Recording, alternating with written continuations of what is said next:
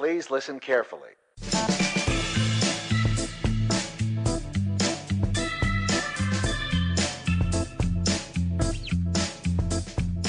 This is an Aquarian Radio special podcast. I'm your host, Karen Cushing-Patrick.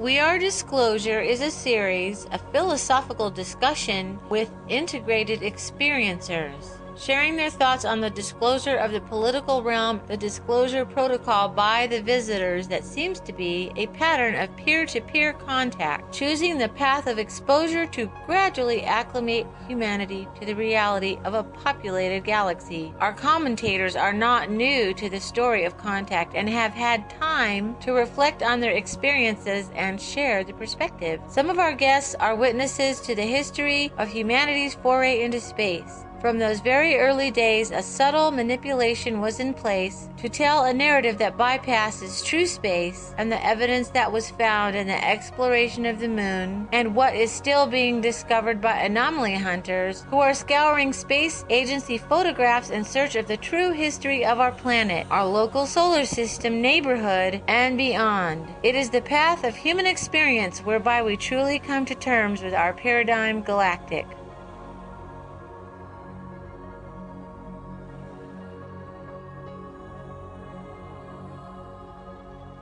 Hello, my name is Karen Patrick, and today I'm with Brett Collins Shepard, and we're talking with Keith Laney. And this show is called Keith Laney, the NASA Disclosure.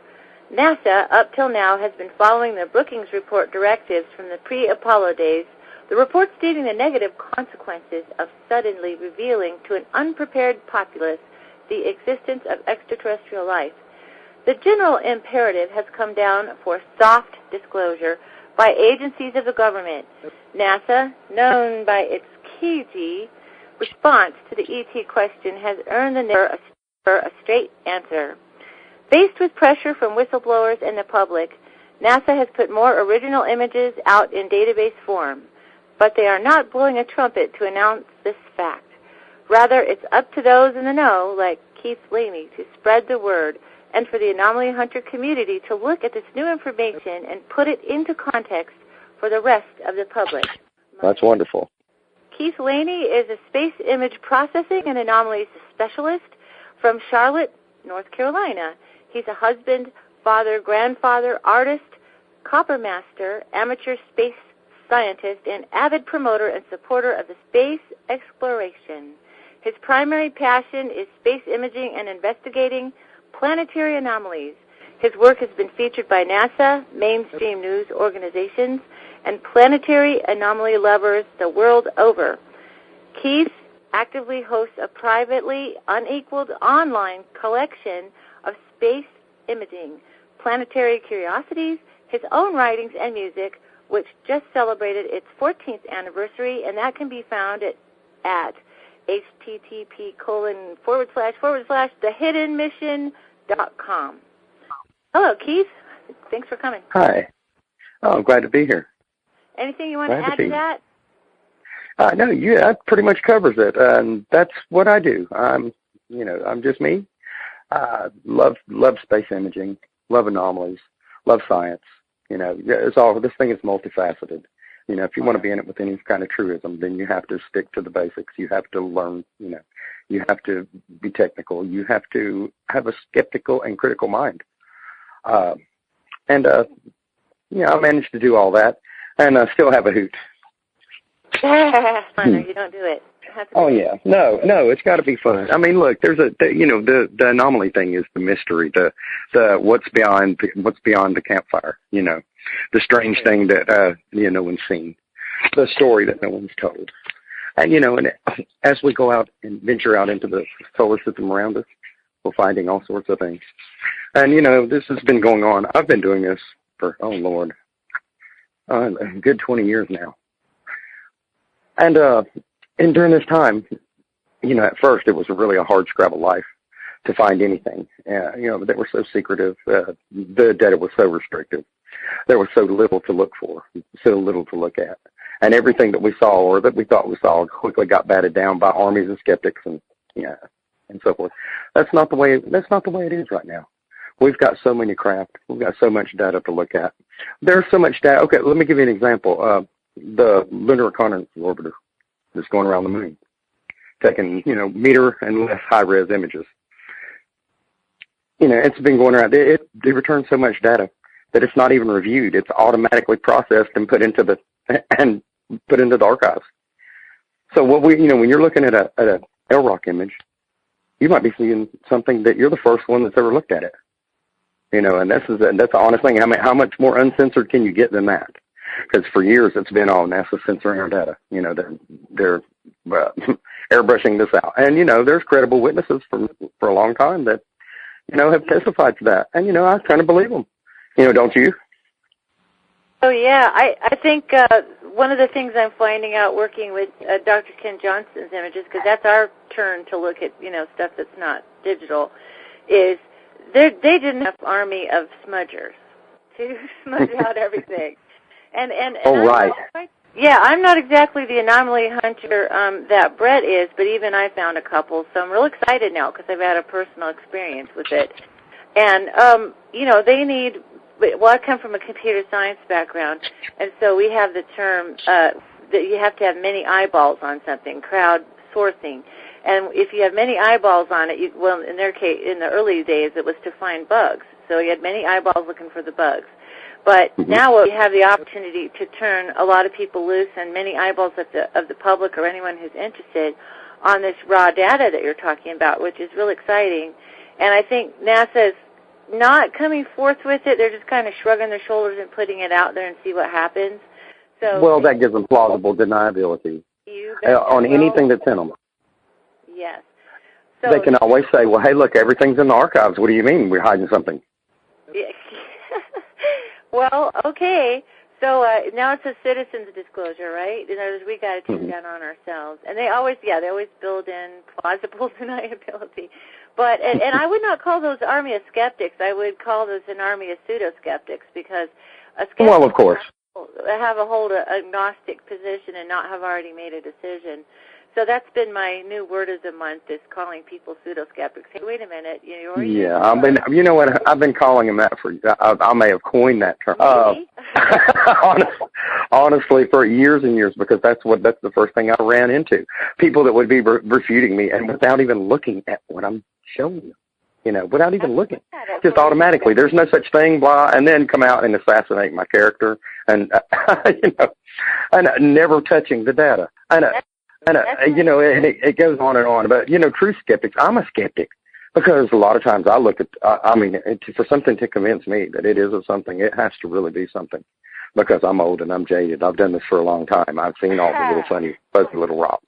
I've seen all those until I'm sick of them. I want to see something real with some substance that has some scientific backing. Yeah. It's there. True skeptic. That's the true skeptical objective way of doing that. So what we're doing is Brett wrote some wonderful questions for us. And he's going to ask the questions, and you go at it and talk as much as you want because we want to hear about your point of view. Thank you. Mm-hmm. Sure. Hi, Keith. This show is going to be about you because I find that you are a fascinating person and you have had a wonderful career. So my first question is exactly that. Who is Keith Laney? Past professional, your alma mater, ASU, whatever you want to talk about.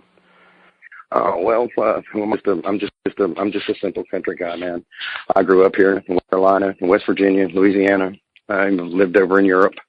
I've been all over the place. I've never really got too much of a technical education into any of this specialty that I'm doing and have been doing for the past 20 years because there's really isn't any that you can get for it. But that aside, though, I started doing this about 20 years ago. One of the prime impetus was, when I was a child, I had to write a report on the solar system. I think I was maybe second grade, third grade. Might have been in like 1970, 1972, something like that. And I looked at the solar system, and at my young little impressionable age, I saw the asteroid belt, and I said, what in the world is that? How did that get there? That must have been a planet. Now, how does a little kid think of that? No one had told me that. But that has become a basis for that is a basis for anomalism. Okay, you see something that is not told you, that you thought something about that was not thought of by other people, and it's over a topic that is hard to be understood, but maybe fantastical and a little unbelievable. Okay, so that's the kind of background that I came from, and I also had a mother that fed that. She made me watch all the moon landings. As a little kid, I remember I watched every one of them. Didn't you, Brett? I watched the ones that I was born for. I was born in 71. Okay. Yeah. Well, I pretty much watched every one. Uh-huh. Yeah, I was the right age to see them. I kept looking at the television and then running out and trying to see if I could see them on the moon. Exactly. And that got me started. That got me on a space bent. That fed a fertile little imagination. Then all through school, we all go through school and go through our high school days and go through our wild youth. And, I happened to join the Army and do my little thing. And then when I got out of the Army, I met a girl and had a bunch of kids, and I raised a family. And that's basically, but I always had this in my mind. Well, in the process of raising my family, one day I was watching CNN, and we had this funny little gray-haired guy that was on there holding up a picture of a face and pointing at it. I think you know who I'm talking about. It's Richard Hoagland. And pretty much after that, I started looking into Mars because that just fit right into my, I got to thinking, hey, man, maybe there was a civilization here that was older than ours. Maybe it's us. You worked with maybe we were all over the solar system, and what happened to us. Oh, wow. And so, then I started looking deeper, and that actually, man, that impetus right there got me into computer science. It got me into higher learning. Did that, by any chance, trigger something very historical in you? Like, where did we come from kind of thing? Oh, yeah, of course. Of course. Well, I've always had that kind of mind anyway, because, we were brought up in an indoctrinating time. Like you were talking about earlier, Brookings and so forth. The powers that be have known that these things are out there, but they were scared of what our reaction would be to them. So they took about the business of indoctrinating us in them. What kind of movies throughout all our childhood, all our young adult did we go watch? The sci-fis, the invaders from space, the E.T., Star Wars, all these that they're breaking us in on a greater truth with this. It's sort of like a trickle disclosure. It's been going on for years and years and years. You've got one of the greatest quotes I've ever seen on the internet that has something to do with if we find anything in these images at all, history would change. Entire history. Yes. Yeah. Well, that to me that's not a critical life-changing event as far as, it's not going to make me crazy. It's not going to make me get up and decide to not go to work and pay my bills and that anymore. Yeah, but it would. I think what it would do is enrich everyone's existence. How would you like, to find out that, do you guys know Bob Dean? Well, Bob Dean puts it like, I might listen to Bob Dean and some of the stuff he says, and I'm like, wow, that's what I think exactly, And one of those is that we're all immortal souls, man. We're all part of this great big cosmos, and it's a great big story, and there is the ultimate power, and things do move, and things are happening, and we're always moving forward in evolution because, man, we're God's children. He's going to raise us like he sees fit to raise us. I was wondering if you would like, go ahead. Oh, no, go ahead. Oh, I was wondering if you would like to talk about how you received some images that were on a disc and that cold storage and how you fought to get those online. Oh, well, like I was saying, back a couple decades ago when we were all looking at this, it was really hard to get your hands on good Apollo photos.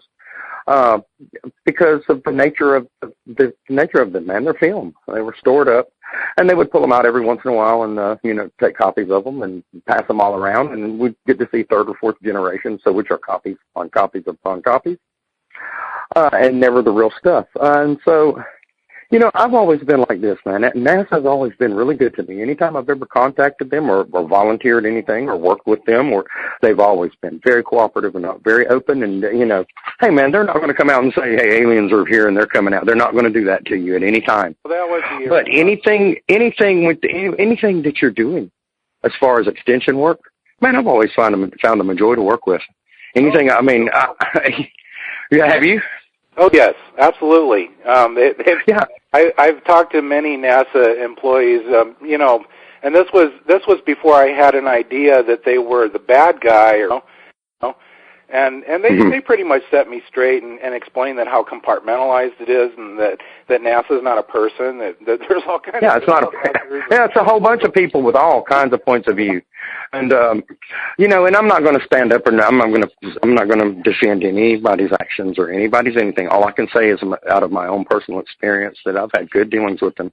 They've if I needed a rare image and I wrote the right person, I would get it. If I needed if I wanted a rare book or something like that, I would write the right person and I would send it to me. And so in the search for greater and greater Apollo images, because if back about 10 years ago, we were all, Kip Teague was doing it, and still has with his Project Apollo.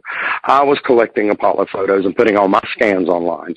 A bunch of people were. And so we had all these disparate sets of data that were getting online and all kinds of different, like you'd have 3 or 4 different copies of a certain photo, and each one of these would be slightly different, would be of a different generation, would be a different pedigree. But I really got sick of contacting NASA about, hey, what are we going to do to these films are getting old, sitting in the cold storage. What are we going to do about this, man? We're just going to leave them sit there? Right. A lot of people that have never done photography, they really don't understand that aspect of it. That things get old. Some are older than others, and they're so they get this red tint to them or this blue tint or. Well, it's color shifting. Yeah. Now, of course, the cold room storage negatives. Okay, the actual photographs that the actual films that the astronauts brought back. Okay, the originally exposed films is kept in liquid nitrogen in the cold room. Okay, and now chemically it's not supposed to die shift. But I know myself from seeing copies of the images come out that, yes, it has somewhat. But that's not such a big deal. It's really not. How old are these films? But what was important is that they digitized them and got them out and preserved before any further, depletion could happen to them. LOIRP is doing that right now, and I think that's really wonderful to do that. Yeah, LOIRP, that's Cowings and Wingo, and they're great guys. And they are doing a great job on the lunar orbiter images, man. Their images are awesome. And they're the guys that set up in that McDonald's at Ames with the pirate, with the little pirate flag over their stuff, which is just wonderful because I fly one over my stuff too. That's not only them that are doing this now. The ASU, man, God love ASU, God bless them, because they're bringing this to me. Wow. And that's part of that quiet disclosure that you're talking about. Because if you know the SE site at ASU, the Apollo SESE. Absolutely, yes. Site. Okay, well, that's where they are taking and putting the cold room scan negatives. I know. So they're taking the film. They're incredible. And that's fairly new, right? They have all the panoramic scan, they have all the metric scanned, they have all the Nikon scanned, and in a recent development that not a lot of people know about is they have a whole lot of Hasselblad scan too. Oh yeah. And they're online. Yeah, that is one of the most incredible archives I've ever seen. Seriously, I've been looking at it for a week. Yeah, you can get lost in it because, look, I mean.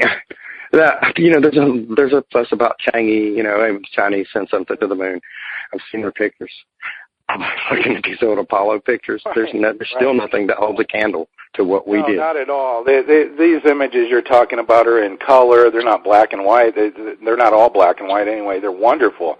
You can actually see colors on the moon, And I'm seeing all kinds of things in there that could be maybe and stuff like that.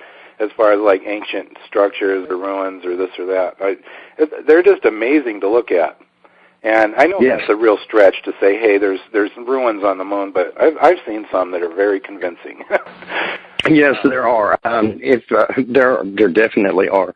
And the funny thing about it is, on a couple of the missions that I know for definite, our astronauts went right up to them and photographed. Okay, right up to them and photographed them. One of them was Apollo 15, and that was Hadley Mountain. I don't know if you've ever, I think I've sent you these pictures for the radio show on the site. Yeah, but Hadley Mountain, that's one of them. It has these striations that are all down the side of them that no one's ever really seen that closely. And now in the new images that they've released that are first generation scans, you can see them in full glory.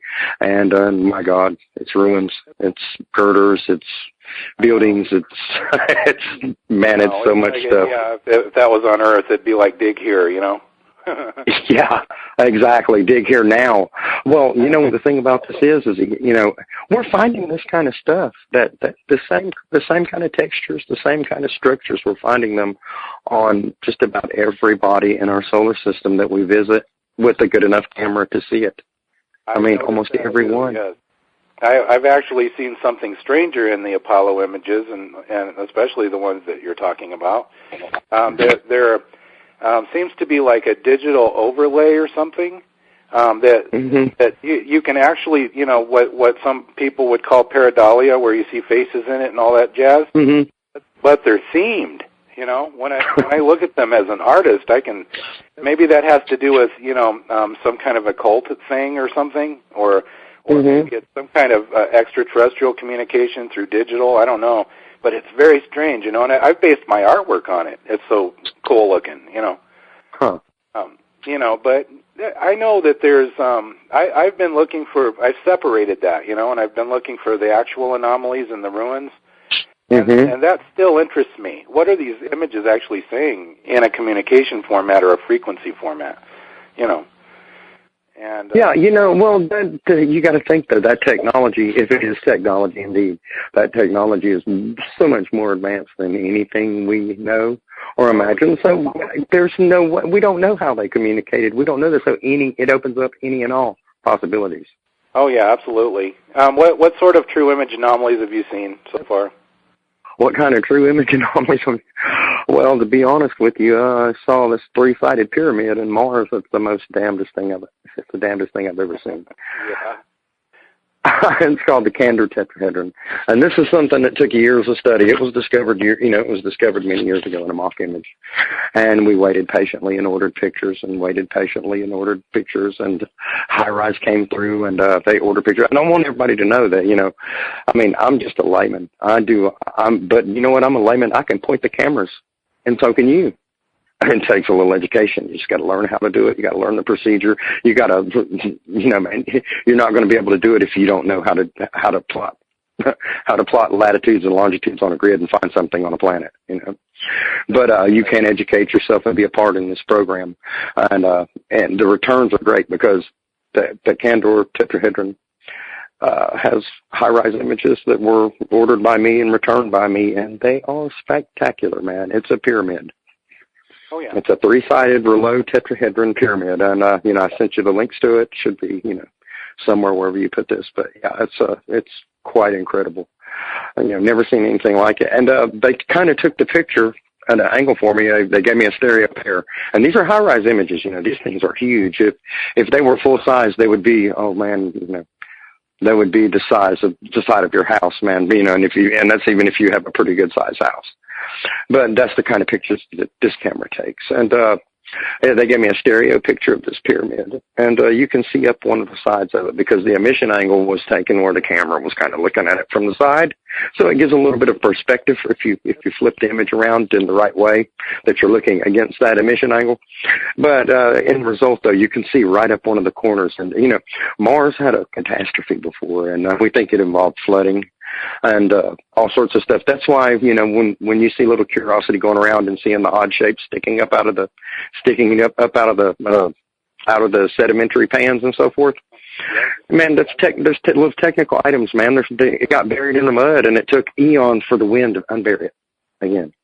And so that's, some of the stuff we're seeing is definitely technical artifacts sticking up out of the mud.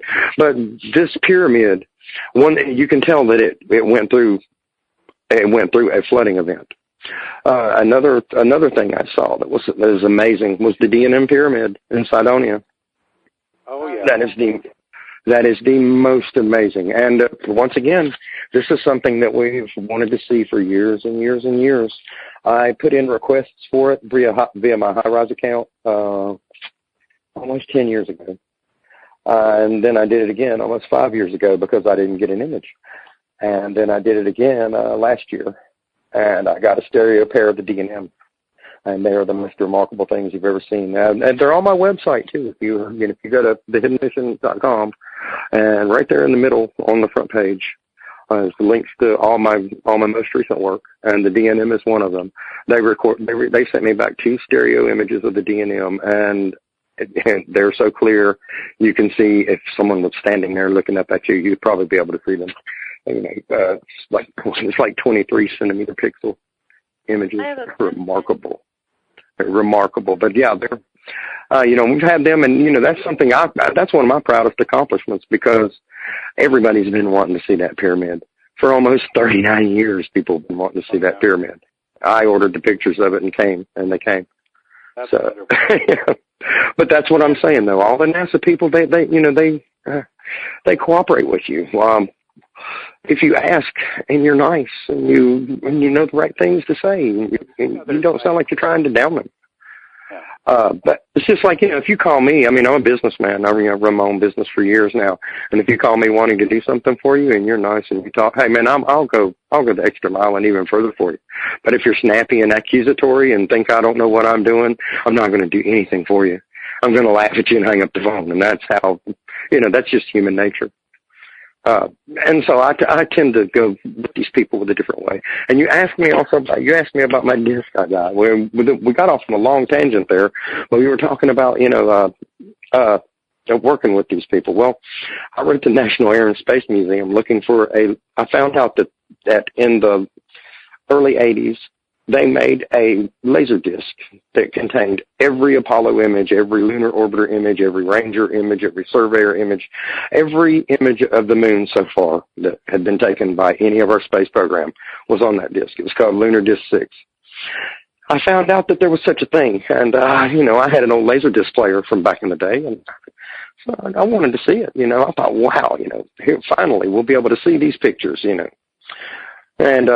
I called the National Air and Space Museum and talked to a darling woman there named Rose Stein, and she was the director of their image facility, because they have an RPIF, which is a regional planetary image facility. They have one at the National Air and Space Museum. And that used to be where we all got our Apollo photos, because you'd have to order your negatives or whatever from an RPIF or from Goddard or from NSSDC or, But I talked to her, and she just flat out told me, I said, hey, have you ever heard of this Lunar Disc 6? And she said, yeah, we've got that. I said, well, I'd sure like to see that. So, well, would you want me to send you a copy? I'm like, yeah. And a couple of days later, I got one. It was kind of strange. Back in the day, they used to watch you, whenever you asked something like that, whenever you wanted something like that, you would inevitably have the black suburban guys, and they cased me for a couple of days over that. Kind of freaked me out. I'd never been exposed to anything like that before at the time. But that just let me know that there's a side of this, that there's kind of a secret. And when someone lets you know there's a side of something, well, lets me know that there's a side of something, that there's a little bit of secret, all that is an impetus for me to dig. And that's what I started doing. But any more questions? I mean, you want to talk about some more anomalies? Because there's 12 of them. Do you basically, I've talked to the guys at the LOIRP, and they said that they, because I wondered why they manipulated an image, the picture of the century that they went shipping to the Smithsonian, and they changed this thing 6 times, and I was wondering why. And they said we wanted it to look nice for the Smithsonian and for scientists to look at it. And I was like, wow, okay, so they're at least manipulating images to make them look better. Did they do that in the Apollo days when they blackened the sky? Because it looks kind of crappy, to tell you the truth. I've seen the real ones. Yeah. Oh, gosh. And when you're talking about that image of the century, you're talking about the lunar orbiter Copernicus crater image, where when I was in elementary school, I remember they brought one of those and had a little space exploration exposition thing at our school, and they had one of those that was walk-in size. I mean, this thing was, the central peaks in the middle of it, they were almost like 2 foot tall in this image. It was incredible. Wow. And that really struck me, because when I'm standing there looking at this image, I'm struck by what I'm thinking are cranes and maybe a bulldozer and a hole in the side of the mountain here and machinery and lights and all these things that aren't present in any of the copies that I've seen in any way in the last couple of decades. Oh, yeah. Do you feel like, because of some of these things that the scientists have seen in the initial images, that NASA in general is trying to comply with the Brookings Report, like the higher-ups or whatever? And well, I mean, I'm sure they're probably under some type of edict where they better, Right. And then you have the cases where every once in a while that something gets out, including like the astronauts themselves. I know because of the positions of certain anomalies on certain photographs. I think I've talked to you about this before, that they're like taking a picture of something and not focusing on that thing that they really wanted you to see. They're focusing somewhere else, and that's in the side of the picture. And that's a kind of, try to sneak it past the censor thing. Because I think these guys are heroes, man. And people ask me, do you really think we went to the moon? And I'm unequivocally yes, yes. And ask me how I know. How do you know? And I mean, man, I've heard all kind of controversy. But how I know? The most way I know is that I knew a great man. His name was Edgar Mitchell, and I asked him one time. He was a good friend. I loved Edgar, man. He was a great guy. I asked him straight up, Edgar, did you ever go to the moon? And he said, what kind of question is that? Of course I did. And I believe him. There you go. I believe him too. There you go. That's one proof. That's my proof right there, because a great man told me that, and I believe him. Well, there's not one that opened up on their deathbed or something and said that they didn't go. Not one. Yeah. Well, there's still there's a whole bunch of them left, like 18? Oh yeah, there's multiple left. Hurry, talk to them. Yeah. Yeah, I mean, you know what? We really need to. The guys like Gene Cernan. Oh yeah. Man, wouldn't I love to spend a day just talking to him, just just to talk to him, man. You know, that's the way I was like when I talked to Edgar, man. I didn't try to harangue him about what he'd seen or whatever. Yeah, exactly. I asked him a couple pointed questions one time. I asked him about a picture that had lights in it that is, you know, pretty famous. I asked him, you know, did he remember taking a picture of these lights? And he said, no, he didn't really remember taking a picture of it. And I showed him a picture of him taking a picture of it and going, you remember now? And he says, no, I still don't remember. But he said the reason why he didn't remember the little details like that is because he was so overwhelmed and they were on such a tight schedule. Do this right now, do that right now. They didn't have a second to spare. And so, you know, you can imagine digesting all that amount that was going on. And then besides seeing what they were probably seeing and couldn't say anything about, you're gonna kind of miss some of the little details, and I believe that. I mean, I've been in situations where I was quite overwhelmed, and it took a long time to digest, and I probably never will get the entire story out of it. Yeah, you know, I mean, they're not superheroes; they're just heroes. Exactly. They're just heroes, man. They're just people, man. At the end of the day, they had to come home, and you know, they had to come home and be with their family and deal with themselves and who they are and what they've done. You know, just like everybody else. I have a question. Sure. About your website. Do you have, like, descriptions of how to make these requests for, like, I'm sure Brett would know what to do, but I wouldn't have a clue what to do. Yeah? Not really on my website. There's not. My website is just basically dedicated to displaying stuff and my thoughts and my little writings and all that. But I have a forum also that's on my website there. Oh, there you go. The Hidden Mission Forum. And on that, I have a section in the forum that's about space imaging and so forth. And there's all kinds of nice little stuff. And frankly, I'm a pretty present person on the internet.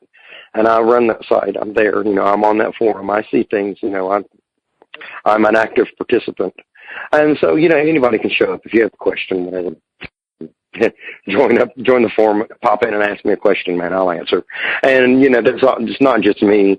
I have surrounded myself with a pretty tight group of some downright, I don't know, some people call them ornery rednecks, man, but they're my friends and they're really intelligent and they're hyper skeptical and they're really technical. And I have team members that are in every aspect of anomalism, and someone will answer you, man. Someone will help you out if you have a question or if you know want to know how you do something. Oh, yeah. If I'm not around. Okay, I have a question for both you guys about the digital. You know, the digitizing of things over time, you know, there's been some reductionism. Now that I've seen, you know, with Ken Johnson's, you know, collection, you know, the straight-up deal, right? And then noticing that some digitized versions of pictures were, you know, they changed them. And then what you're saying is now we're getting it back closer to just, you know, a scan and high pixelation and stuff. And I'm just wondering what your both of your observation has been about how the images have been digitally manipulated. Well, you know, images are, you can't just be a scientist and do imaging, man. You have to be a bit of an artist too, okay, because imaging is art. Okay, and it really matters when you have technicians that have that artsy to them, that want to make a pretty picture as well as a scientific one. If you understand what I mean. Yeah. We had someone come into the group. His name was Don Davis. He was actually an artist that worked for NASA. And yeah, I know Don. Yeah, you know Don. And he explained some of that digitization process. You know, I contacted him because it really disturbed me that he made the footprint disappear on the moon. I was like, oh, why did you do that? And why did you do that? You know.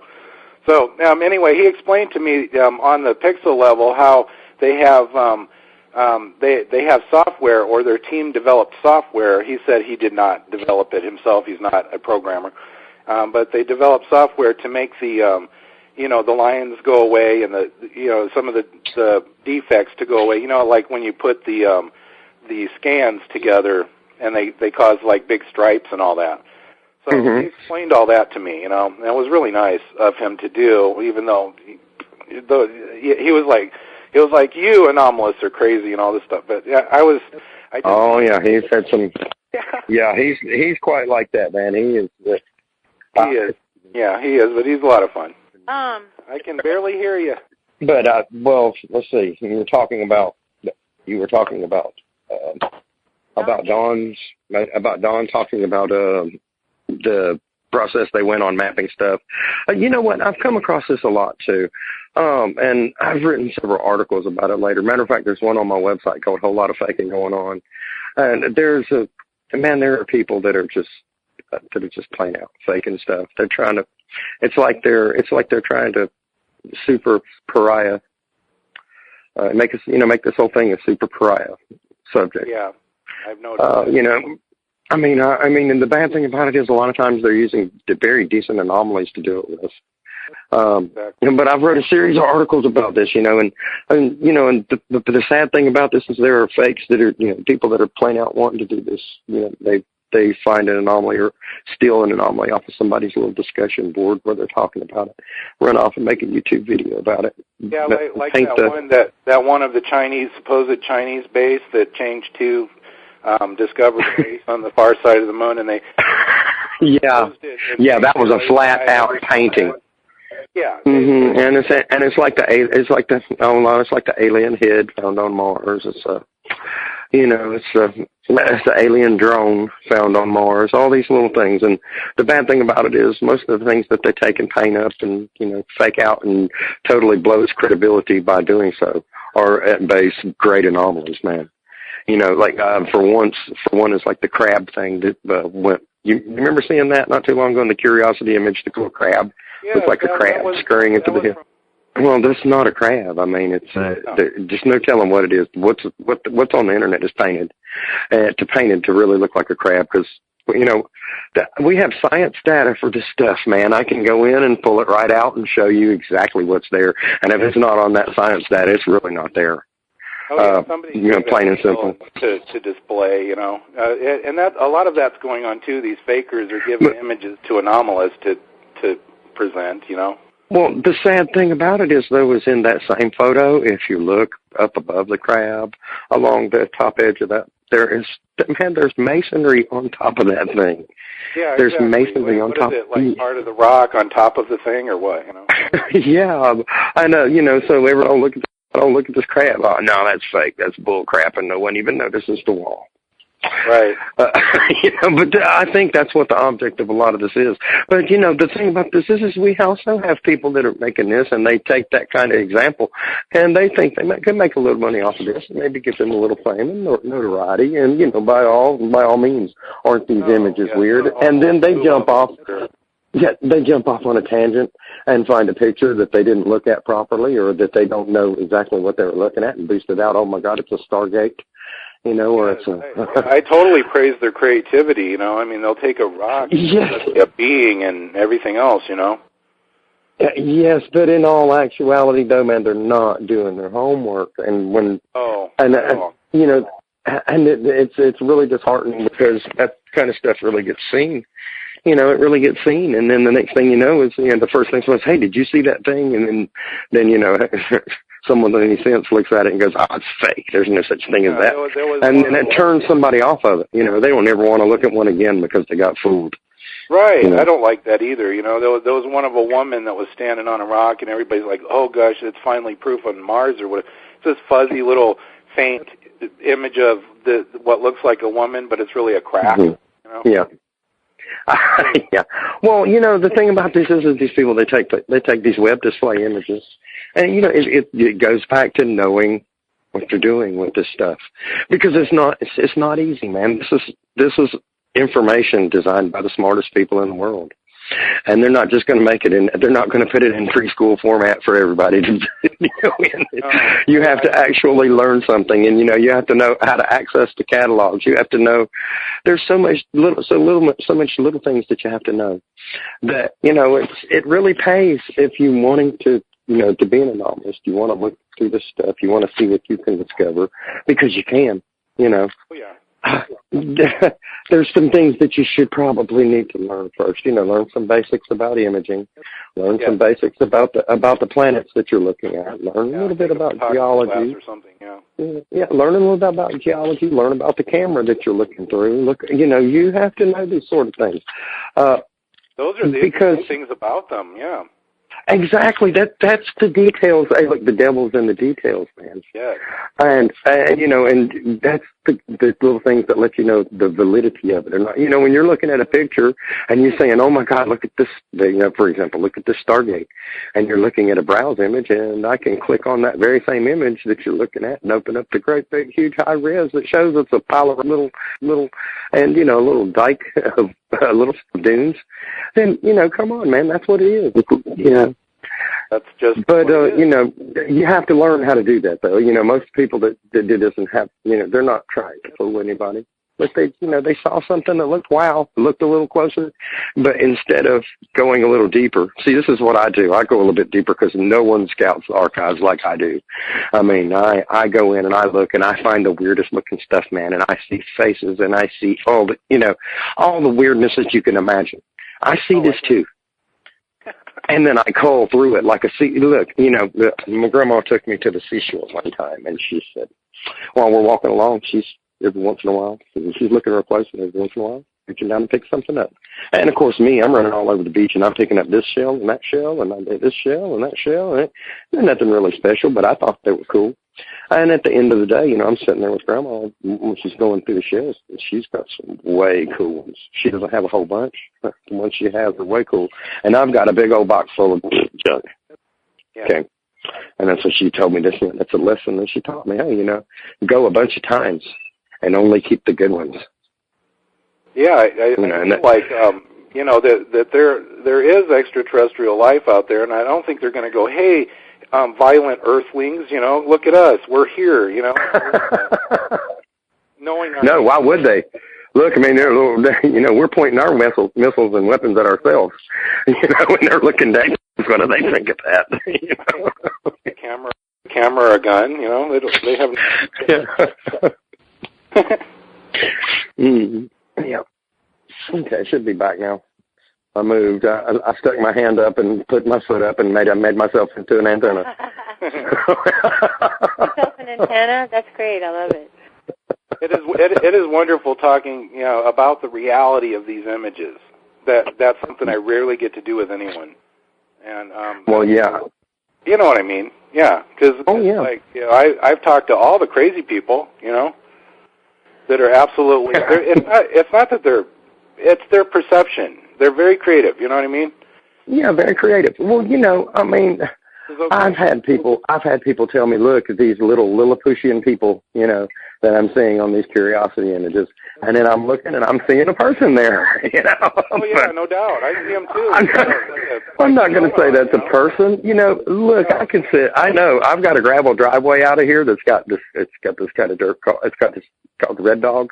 And it's a slate of all different kinds of shades of red and color. And I can sit out there and stare at it, and I can see all kinds of stuff in it, too. I mean, just to be honest with you. You are an artist as well. We can look at any image. We can look at the trees. Man, you can't take me. You can't take me through Arizona. If you take me through Arizona or New Mexico and I'm looking up at the rocks and the hills, you can't take me through there because I'll be, look at that Indian, look at that. Yeah, look at that giant Indian. But, I see this, and I see that as possibly that's a creative manifestation of an artistic force of nature. Who says the wind doesn't have a spirit? Yes, I think that is communication. I really do. Mm-hmm. The native people would look at the trees, or they look at that, and they see the spirits in it. I think it's a strange answer to the criticism of pareidolia that says that our mind, our psychological mind, sees shapes and stuff. But I've been thinking about that question because if you're a spiritual person, an artistic person, it's kind of like you're seeing the morphogenetic field under everything. And so that was very real to indigenous people. That's the spirit of the rock or the tree or whatever.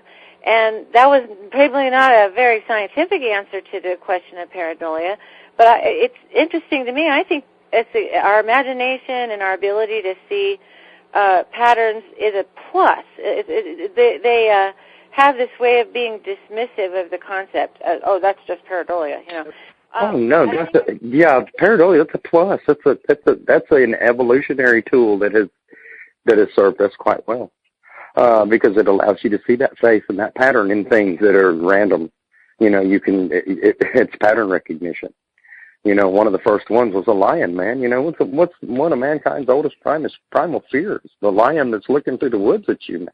If you don't see the lion, then he's gonna get you. So, those that could actually see those had a genetic advantage.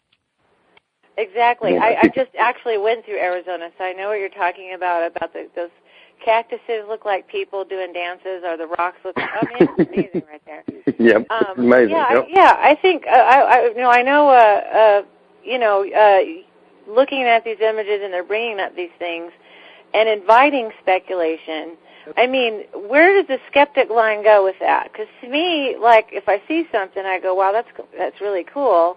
And then I'm going to, like, in my mind as a, person, I'm going to put that on the table for a little bit. Like, I have, like, this mental table. I'm going to set that over there and think about it for a while and, keep looking and researching and doing that in-depth thing that you're talking about.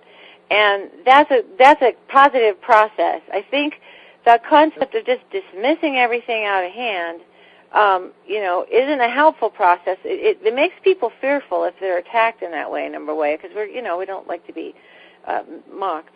And then number two, I think it's part of a process, and it's part of a dialogue also with other people. I think that it's like skeptic positive, not skeptic negative. You know what I mean? Just be open and discuss it and look at it. Because, here's the deal, is that we're all human beings trying to engage our reality. And also, these images belong to the people. And we have to make of them what we will because we can't go up there, at least right now. So we have the right to speculate. It's okay. I don't care for the people who make fake ones. That's a different creative process I don't care for.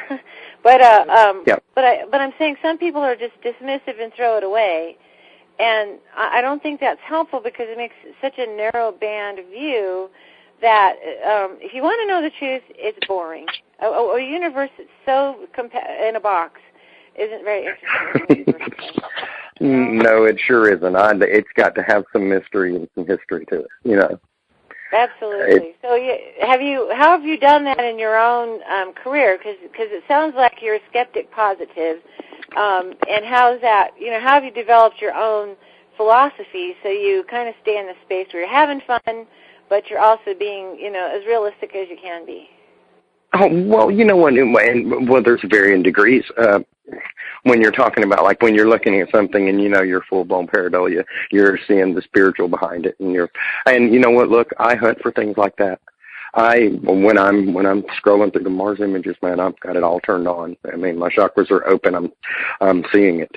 I'm feeling it. And if I see something like a shade that looks like a face, or if I see something that looks like a symbol, then that's trying to tell me something. But then again, there's the serious scientific side where I want to take that anomaly that I see and I want it to be something tangible that I can show someone that has no inkling of that spiritual side or that, or the mystical side, and show them something, because people want to see a building, they want to see a collapse, something, they see a piece of defunct machinery, they want to see, well, that's out there.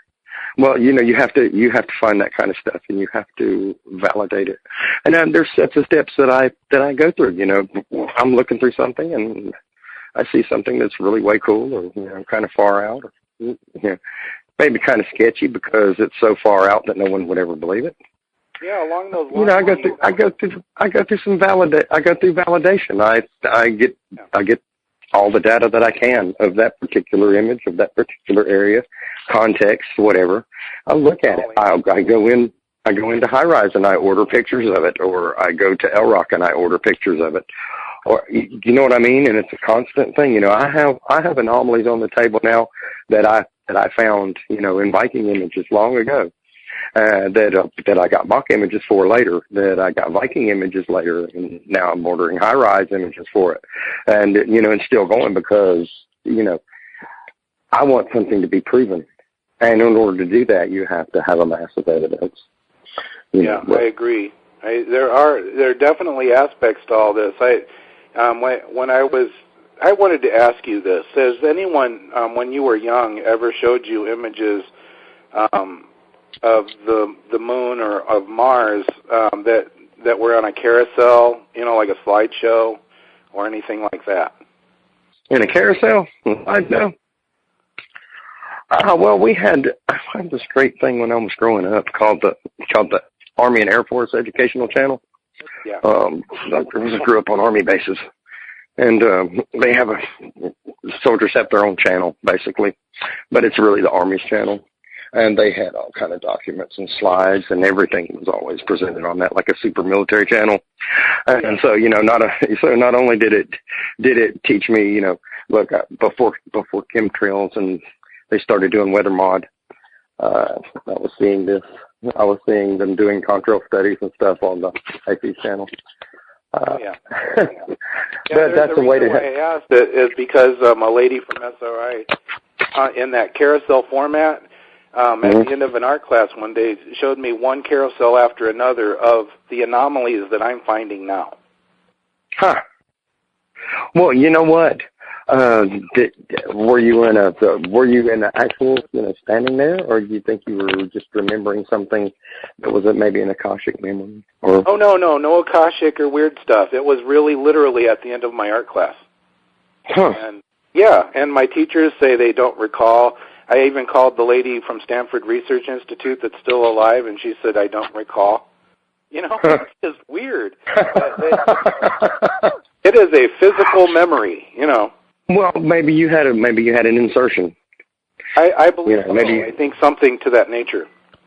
Yep, maybe you had an insertion. They sometimes, some of the stuff I've seen before. And that's the strangest feeling, when you're strolling across the surface of another planet, you've never seen before, you've never been there before, and then you see something that you find familiar. How does that happen?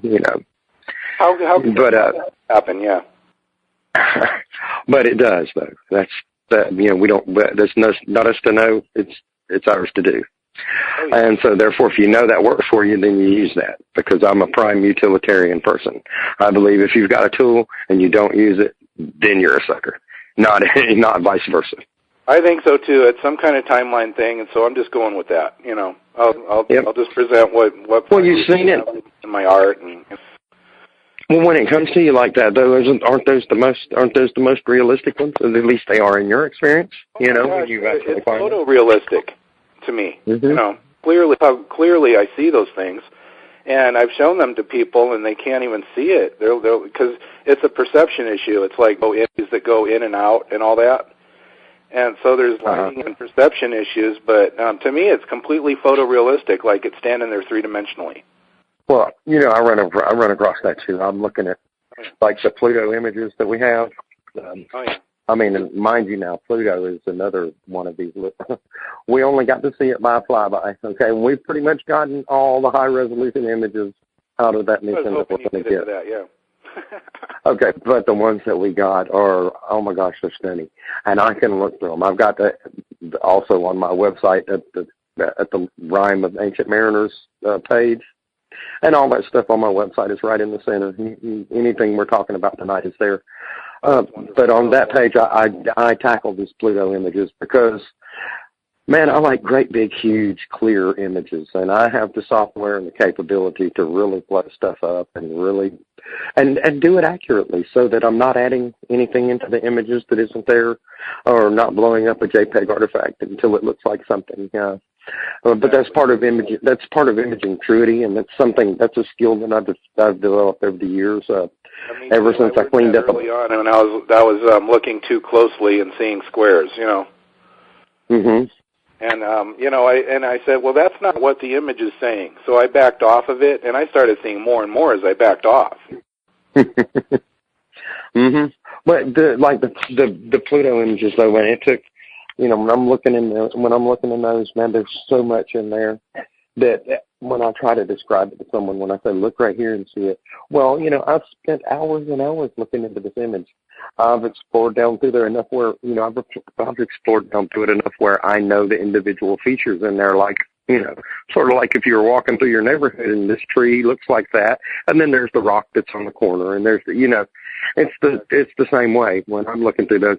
And when you have that, once you open up yourself to accepting that level of detail through your eyes into your spirit, and experiencing what's there, it's hard for you to point out little things to other people who are just looking at it because the whole scene hasn't sunk into their, it hasn't sunk into their experience yet. They haven't wrapped their mind around it yet. So that's one thing that makes it so hard. Yeah, it's just one thing that makes this hard. Yeah, it is. It truly is. It's that you're addressing that side of it is really remarkable. After looking at all of these images, to acknowledge that there is some kind of communication aspect or spiritual aspect. I think it's very important when we're talking about disclosure or some kind of technology or ancient technology. I think it will really tie into our ancient history. Oh yeah. Well, I just don't believe that we're this young race and we've only been here a little while. I think we've been here for millions and millions of years. Oh yeah. Yeah. I think we came from Mars. Because something terrible happened there. One of our homes. I think we. One of ours. Yes. Yeah. To the solar cycle. Yeah. I'm not too keen on everything. I'm not a big fad follower, and I'm not a big theory follower. I never have been. I'm like, I'm not even going to say that theory. Okay, you know what I'm talking about. Mm-hmm. The flat Earth. Right. Yeah. Yeah. Well, I don't understand these people. Look, tell me if the Earth isn't round, how come I can start right here where I'm at and go straight due west? Yeah. Okay, from here, and I can come back around to where I'm at. Okay, if I go far enough, I will come right back to where I'm at. Well, you can't do that on anything. Yeah. You can't do anything. Look, a sphere is the only surface you can do that to. Or excuse me, an equidistant. It has to either be a spherical or everything about it has to be equidistant, a cube. You can go around a cube and still come around to the other side. You cannot go around something that's flat and come around the same way on the other side. They say you want a big circle or something. I don't know. Yeah, but look, the thing about this is that when you justify them with arguing with them, it lends validity to their point, and I don't want to lend them any validity because it's just nuts. Neither. It's like back in the Dark Ages or something. It's just ridiculous. I have to say that I do believe that there's, kind of a holographic complexity. No, I think there are agencies or somebody with a need to put us off everything that we're looking at, and I think. Well, of course, yeah, I think they. Well, you know what? Let he who has eyes to see, let him see. Let him have. He who has ears to hear, let him hear. Okay. Yeah. So people who glom onto a flat Earth thing, or they glom onto we never went to the moon kind of thing. I think that's just a way to shield them off. Yeah, it's fear. It's dogma. They do not want anything to exist but us because it makes their whole theology false, Mm-hmm. Well, the thing about that is there are people who they are that way. There are people who that would happen to. So in order to not hurt those kind of people, you kind of have to say it in a way where they can dismiss it. Those kind of people need to be able to dismiss it or to keep their sanity. And I think it's a shame because after all the indoctrination that we've been going through for the past 30 years, it's about time to come out of the shell, man, and realize that we are not the crown of creation. We are just a little bitty sparkle in a little bitty corner way out inside of the galaxy of the Milky Way. We're pretty much a backwoods, to be honest with you. But it's okay. We're still special. We're part of the whole thing. Yeah, we are special. Be curious about ourselves and our origins, and to me, it just makes the concept of creation kind of grander because it's beautiful. It's been far older and far wider picture than kind of the narrow band that people want to sit at. And I think one thing I've noticed about anomaly studies in the last few years is it's exploding. Good, bad, or ugly, people are digging in and having a personal experience and are getting more and more curious. And what we're trying to hope to point them to is really good sourcing and really good methodology. But I think it's a big party, and I think it's going to be part of us turning our minds into a new direction. And one thing I'm really excited that you've been talking about is that spirituality and science connection, because I know for myself, anything I learn is pretty intuitive based. I have a question and a curiosity, and it's because the information I need kind of comes to me, which is great because there's a lot of information out there. I was, in the beginning of the internet, I was before the internet doing bulletin board systems, and then the internet came along and it just exploded with information. So it's basically, I run on intuition to try to find out what I want to know and have that curiosity and openness. And I'm excited that you're saying that because that's what I see. People seem to have an intuition, like Brett and others, and yourself, to find this. And then where is this going, do you think? Well, it's going until the weight of evidence is just too much to be denied. They're not going to ever come out and say, okay, guys, we were lying to you. We're sorry. We had to. But here's the fact of the matter. They're never going to do that, man. Face it. They're not. But it's like you're talking about. It's the citizen's disclosure. It's going to become so common knowledge. It's like, okay, when we talk about ancient, they probably had spacecraft coming to the Earth in ancient times, and they had this type of technology. Well, man, go talk about it to Indian. Go to the Indian subcontinent. Talk to some Indians about it. It doesn't surprise them, doesn't shock their worldview because it's part of their religion. Yeah, they already know that. They already know all those stories. Yeah, it's our Western mindset that's got to kind of come to terms. And, yeah, all the indigenous people, they have stories. I mean, Ancient Aliens is an interesting phenomenon. I mean, I've got my mother watching it, my daughter watching it, my grandmotherly people. And all of a sudden it's kind of like, that kind of makes some sense, People normally up in a certain worldview are kind of changing their minds because it's there. It's written all over with these ancient cities and everything, The thing that I always find as curious about that, though, is that in all the depiction of the ancient gods and so forth, that we're all superpowers and supposedly spacemen and all that, all those ancient aliens, I'm going to tell you, to be honest with you, every statue I've seen of them, every depiction I've seen of them, whether they had an animal's head on or whatever, they were human. They looked human to me. Looked like people. They might have been big people or whatever, but they looked like people. Yeah, and so therefore, what a little bit about that. Yeah, about the aliens or what? Are you sure? Maybe they're family. Maybe that's us. Yeah, about humans creating the gods in their image. Their grandiose gods with superpowers and all this. It's what they wanted to reflect on a king or something. Yeah, but in the same breath that you see them. They're these. Like you got pictures of the Anunnaki. Excuse me, those look like humans to me, man. That depiction, that stele that you got there, that cylinder seal that you got there, that's got the great big guy sitting on the throne. That's a human, man. Sorry, might be your ancient god or whatever, but that's human. Or either it's not. It's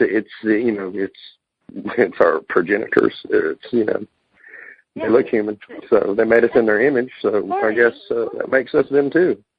Well, yeah, because, I like to say we're their mini-me. Humans are the mini-me of the Anunnaki. But, yeah, they are a parent race, apparently. And so this is a lot of the artifacts that are left around. And they're so universal, like the same depictions, the same scenes, all over the world.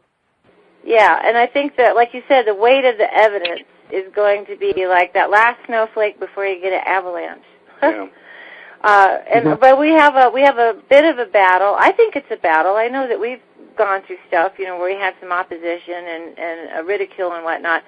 I think, though, the ridicule over time is sounding hollow and unprepared. In other words, when they do ridicule, it's like you feel like they haven't really. If you continually dismiss this information, you're not getting the information in to formulate a decent argument. So right, it's just instead it's poppycock. You guys don't know what you're talking about. Yeah, that's it's pareidolia. You're seeing things. That's what you get. That's what we hear. Hopefully we are seeing things. Yes. Well, I appreciate that anomalies is the persistence. I know people are just doing amazing work, you guys and Brett and other people. The quality of the search, and there's a lot of schlocky stuff, but the quality of it and persistence of it and diversity of it is just fascinating. Anyone listening to this, I'd invite you to go to Keith's site and start looking and start learning, because this is the path, it seems. Personal experience, this is something Brett and I have talked about, is one sort of problem with the space program in general was we sent just a few guys up, okay, and we have to trust their experience to tell us what's there, plus whatever photographic evidence and moon rocks and whatnot. But we didn't get to really go. But right. Here with this picture thing, we can have when I saw my first anomaly, I mean, I was so excited, I completely freaked out. I was like, oh my gosh, there it is, can't deny it, oh my, I'll be writing up about it in Brett's book. But it was like, that's a whole different thing than, wow, that's cool, of other people, which I've also enjoyed. But this really is an opportunity to have your own experience, because what you're saying is we don't have enough eyeballs on this yet. Oh, not at all. Yeah, I mean, in just one image, 1197_med on Lunar Orbiter 1, there is like the entire pantheon of Greek, Dacian, Old Age gods and goddesses. It's amazing to look at it from an artistic point of view, And what's striking about it is they're not showing like Greek gods running around in tutus. You know what I mean? These guys have bear skins on, and they're carrying like the Dacian Draco, the little snake animal head thing. It's amazing what's in this image when you look at it front side up, and then when you invert it and you look at it as an artist. And all of those images do that. Every single one of them. One of them is completely themed as a circus. Yeah, we live in a holographic universe, as Dr. Edgar Mitchell many times told us. That's one of the great things I loved about him, is his ability to talk about the mystical and, some of the stuff that we're eventually going to have, our mystical side and our scientific, methodology side is going to come together, because that's how we really are going to understand things in a deep way. And he constantly was talking about the holographic universe, and that, another person who talked to me used the word idiomaterial. Ideas are material, or ideas are things. And so that level is something a lot of people are getting interested in as well. And we put the two together. The deep understanding we can have about the history that came before us and ourselves is really amazing. I walked through the process with Brett when he was looking for these, or found these images of this pantheon with him, and we're working on a book to explain it all. There's a little bit of, how it is, look at that, nobody sees it, right? Look at I'm one of those people when you go on a drive and somebody goes, look at the deer, and I go, what? I don't see it. I'm a little slow on the uptake on that. But the idea that that when we pointed a camera out in holographic space, that was an opportunity for someone either to pick up the morphogenetic field of all thought, and get things that way, to also get a chance to look at another world. But it was also a chance for communication also. We're probably far down the road on some steps with most people, but that's the thing that I work with Brett, and he helped educate me. I didn't know how to look at these images, and so that's what I'm telling people: go and start to get yourself educated, and don't be embarrassed if you see a panda bear. Okay, you see a panda bear, that's great. If you might see a mining, truck that looks like a big bulldozer or something, that's great too. We've been sort of scared away from looking and ridiculed. And so I think that you guys do such hard work, and you're continuing it, to me, is really amazing and really fun. It is. It's a passionate hobby. I do it for the historical value, no other reason when it comes to our Apollo images. I think the history is so important to pass on, And we shouldn't let people forget those things. And maybe down the road they can learn from what what we've done and through our perception, and enhance those things and confirm or deny things, and maybe it'll make our society better, you know. I'm hoping. Well, this is an excellent talk with Brett Collins Shepherd and with Keith. Check out that website, http. Oh, hello. I think we have him back.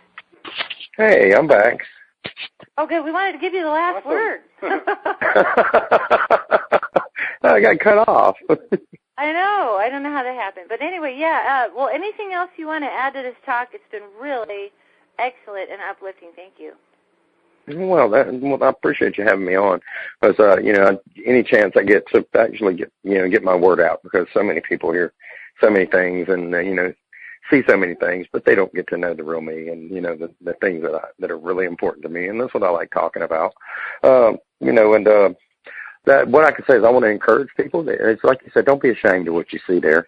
You know what? The worst anybody can tell you is that there's not one, or it's something else, and you might learn something. If I had $1 for every time that I showed someone with more experience than me an anomaly back in the day, and then tell me that now, that's nice, but find me something nicer. I wish I had $1 for every time I heard that, or I heard I don't see it. I've had some stunning things that I thought were just, these are remarkable, and show them to someone who knew, a little bit more about imaging than me at the time, and they, nah, let me show you what this is, and then explained it to me. And, I had to learn how to discard some of my notions. And, some of my things I thought were, good. You had to discard those. But that comes in the process of finding a bunch more. It didn't stop me. It shouldn't stop anybody. Critique and review is how this is done. If you find something, show your friends. Show some people. Man, I'm overjoyed if we've got, what I consider a junior anomaly hunter that says, hey, Keith, look at this thing I found, and especially if they come with me with something good and not just anything that they've dug up off the curiosity site or something, and it's something, man, I love that. If I think it's something, I'll sure tell you, and I'll back you up, send it to you, and help you write a web page on it, or make a show on it or whatever. But what I won't do is take your thing that you said that you discovered. Because to me, I think that's just bad. I've had so many things that I've found over the years, and I've seen them on other people's featured videos and everything else without a mention of me. And then didn't even think about the hours and hours of research and work I put into actually getting a hold of that particular item. And that's just wrong. And so what I want to do is encourage people to look, man, to review, allow others to review your work, to bring it up, before you go making that great big, sensational video with that super controversial title. Man, run it by somebody who might know a little bit more than you. Find out about it, because it could save you some embarrassment and save the effort some credibility as well. And but just continue doing what you're doing, man. I watch Facebook. I watch the social media. I watch YouTube, and I see what's going on out there. And I'm really proud of it, man. When I see that people are looking, people are interested, people want to find something strange. They want to know that what we have now is not all that ever was. They want to know that we were something maybe greater than we were, and we want to know what happened to those people. And it's all there in front of us. All we got to do is look and find. They're dumping this data out. Every day, gigabytes and gigabytes more data comes to look at, and we haven't even looked at what came yesterday or the day before or the day before that. We need eyes.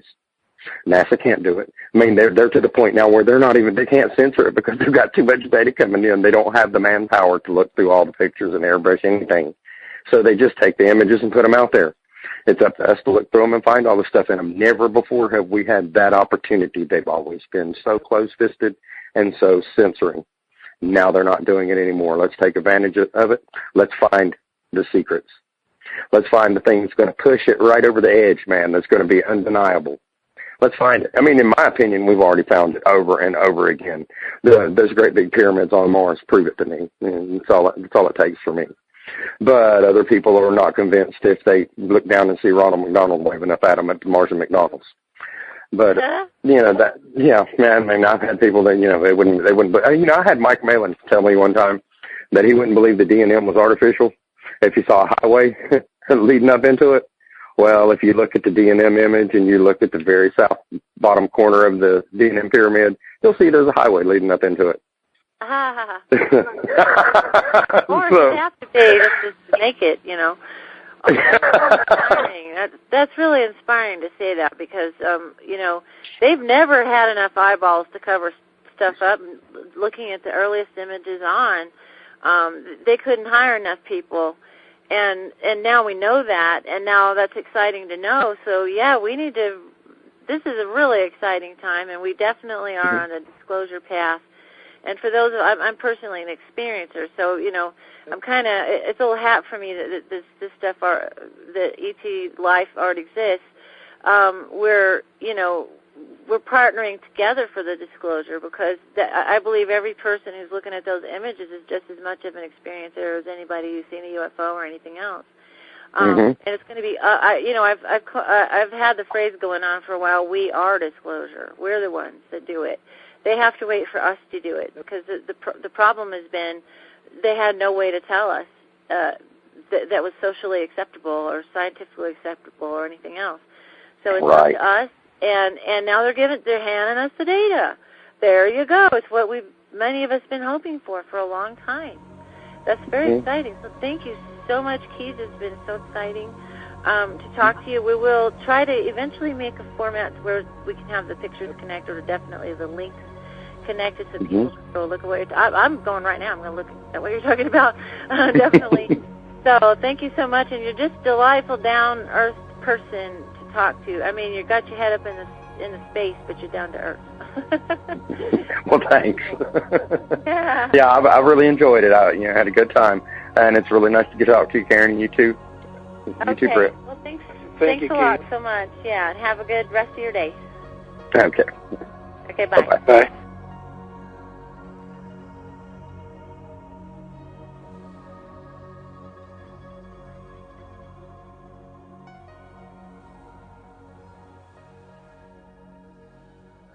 Please listen carefully.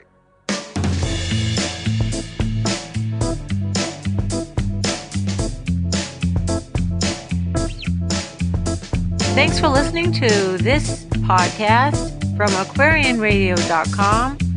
Special thanks to Janet and Sasha Lesson, who provide this network, and our music was from the freemusicarchive.org. Please Listen Carefully by Jazzar and Dream On by the Pipe Choir. Thank you so much for listening.